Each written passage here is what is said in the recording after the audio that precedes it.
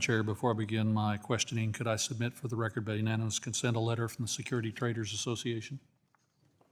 Thank you, Madam Chair. Ordered.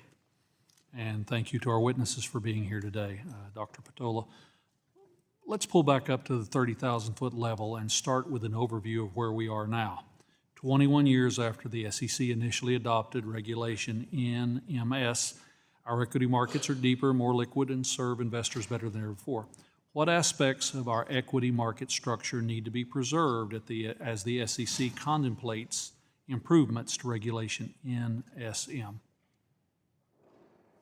You, Doc, sorry. Sorry about that. So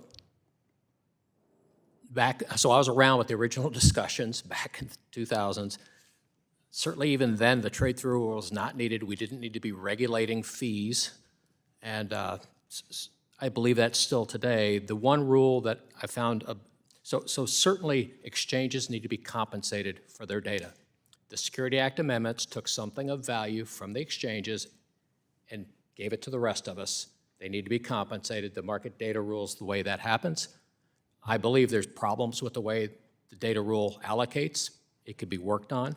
The other thing that I think is useful to keep is on a given exchange, you want limit orders to have meaningful, so if I step up and willing to trade, you want them to get rewarded for that. So you don't want to let somebody come in like on Price is Right and better their quote by 0.0001 cents. So those are the two things I think have some value. Turning to you, Mr. Kennedy, Rule 611 is linked with many other Reg NMS rules. From your perspective, what spillover effects should the SEC be mindful of as it considers the changes to 611? Thank you, Congressman. I think for certain, the number one thing I would think about is whether we're going to preserve the price discovery and the liquidity that we've all become so used to. And that is clearly the most, I'd say, in the floodplain of any change there. So as long as 610, the access fee is unchanged or removed, then I think we're in a good position to continue the markets the way we have them today. And I think there's still constructive things that we could do to work with the Commission, but we clearly have to remove what was attempted to be done in the last administration, or you will have unintended consequences that are unpleasant. Mr. McKenzie, what is your viewpoint on the same question? What rules may need revisiting should the SEC propose rule changes to 611?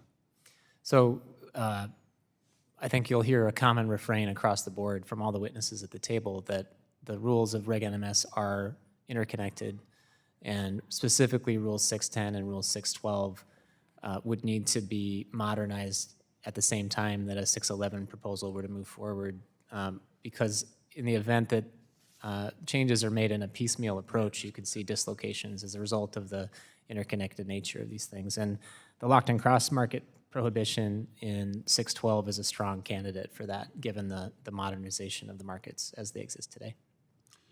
Mr. Billings, as the industry transitions to faster settlement cycles, we know it significantly reduces counterparty credit risk and default contagions. However, there are operational risks. How should regulators be thinking about balancing those benefits and risks? Thank you, Chairman.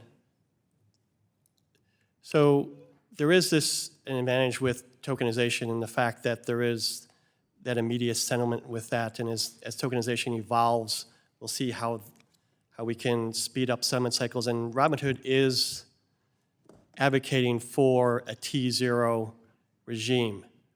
But let's slow down a little bit. When we went from T+2 to T+1, that was over a year's effort to organize and coordinate this effort. And we went to T+1 in Memorial Day weekend of 2024. And it was an amazing accomplishment of the industry, kind of a high point of that year, and the fact that it was such a significant change, and it took such amount of effort to get to that point, that if we take that next step for industry-wide global settlement, it takes the same kind of effort of coordination and making sure that everyone can be operationally safe in how we approach it. So even though tokenization offers an experimental lens to it, industry-wide, it's going to take a tremendous effort to be able to shorten the settlement cycle further. Thank you. And with that, Madam Chair, I yield back the balance of my time.